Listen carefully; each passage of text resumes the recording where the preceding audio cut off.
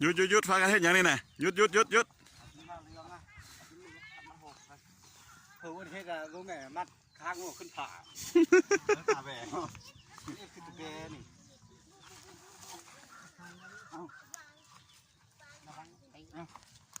มาบ้างเนี่ยตีนี่นะ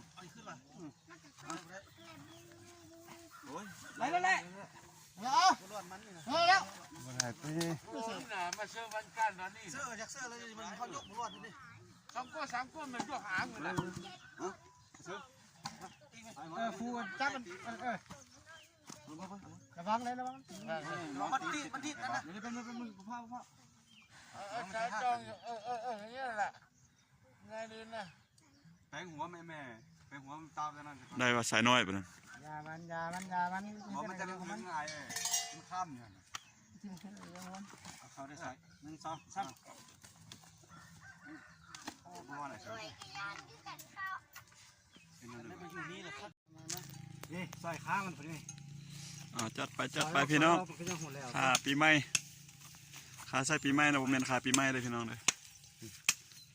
มาปันพูดอันนี้พวกนี้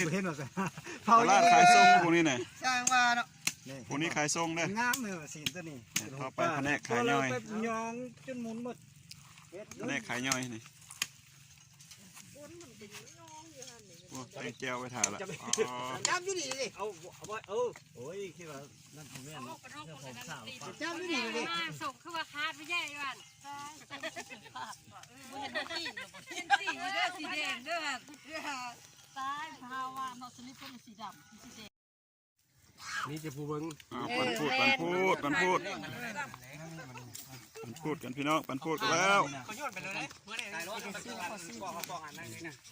เฉพาะสิทธิ์เครื่องไหนกับเครื่องไหนนี่ก็เลยดูพูดเองเลยบ้านอะไรนะจับนี่ก็เสือขึ้นเลยท้อถ้าตัวบอลไปเสือขึ้นเลยเอาหนังมันเลยยังไม่เห็นในป้าหนังวะปลายังไม่ปลาขึ้นหรอปลาแล้วปลาแล้ววะครับปลาเราก็ไม่ตะทานอะไร